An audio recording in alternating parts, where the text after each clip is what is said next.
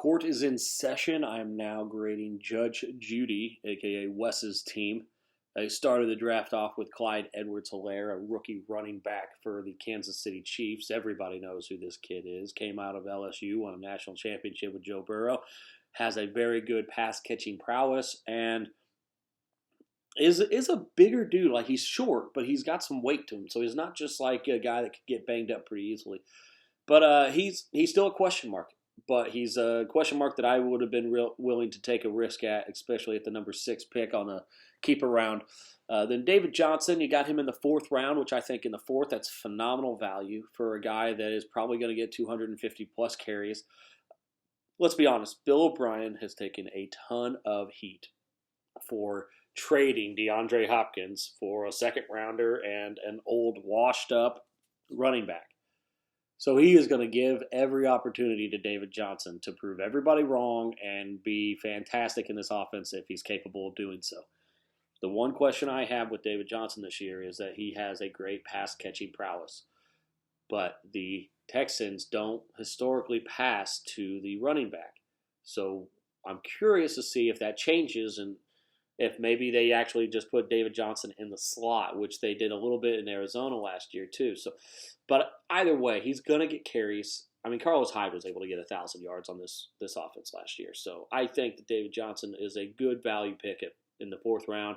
And then coming back with Mark Ingram in the 5th round, who always seems to do better than his ADP.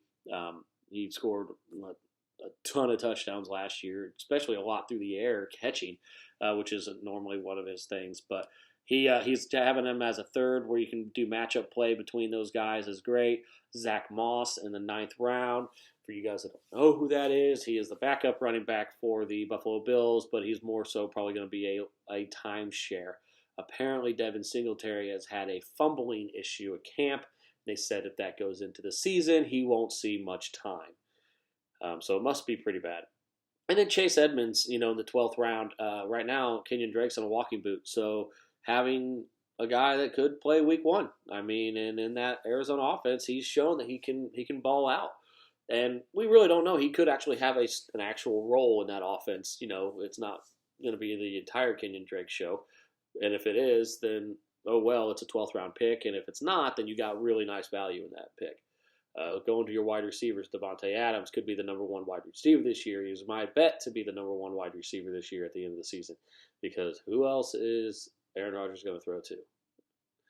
They clearly didn't go out and get anybody else, and they went and traded up for a quarterback in the 1st round, so Rodgers will probably try to ball out and say, screw you guys, I'm better than this Jordan Love kid that you got, and he'll make Davante Adams look like the best player in the NFL wide receiver-wise. Robert Woods in the 3rd round. It's a little bit higher than where he has been going, but his consistency over the last few years is ridiculous. Robert Woods has been a top 12 wide receiver, just point blank period. Last year he didn't have a lot of touchdowns, so you expect him to get back on the average there. And then grabbing Julian Edelman in the 7th round, another guy that catches a lot of balls. Now the question was that a product of Brady? Will this continue with Cam Newton? But either way, he's their best wide receiver, so he's going to get the ball.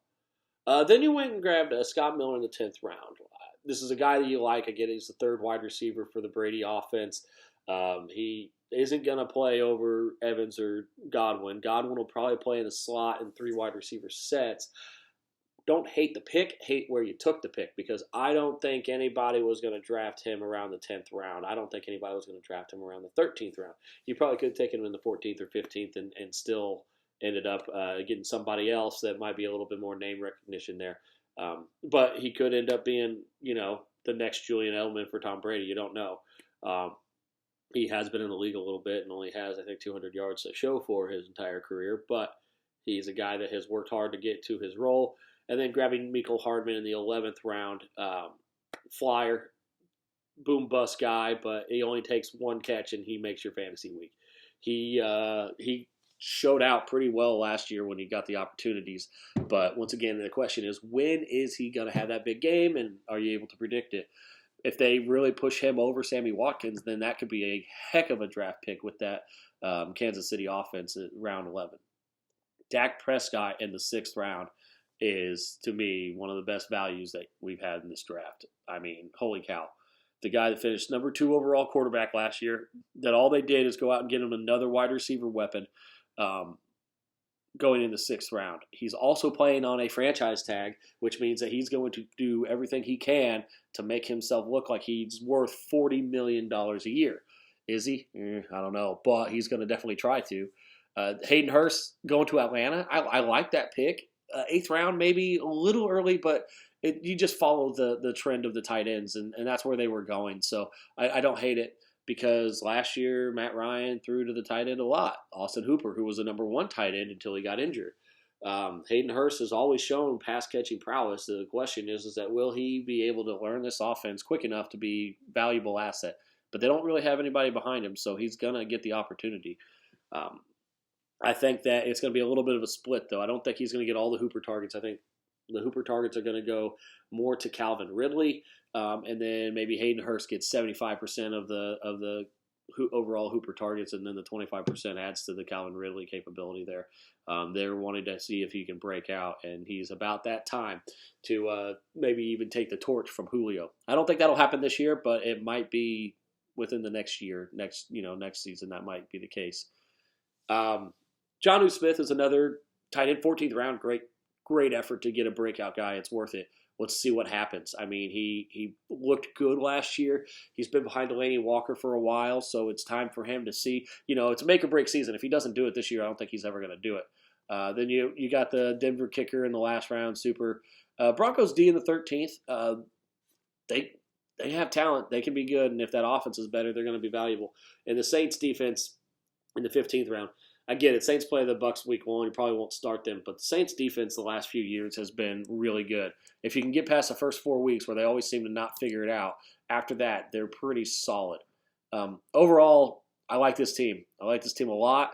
It's going to get a B+ from me on the draft grade. The only thing really, I mean, there's a lot of depth. I maybe get a backup quarterback. You got Dak. You don't really need one. Man, yeah, it's just that Scott Miller pick I just think was way early, and that's kind of hurting it a little bit because after you got Adams, Woods, and Edelman, you don't have much there. And I would have probably liked to see maybe another person that has a little bit more stability. Maybe if you don't get Miko, you put Scott Miller in that spot, and you get somebody that has a little bit more consistency. Because if somebody goes down, you're going to be a little nervous starting one of those. Granted, they will be your 3rd guy, so it is what it is. But we'll see how it plays out. But that's definitely a B+ team for me.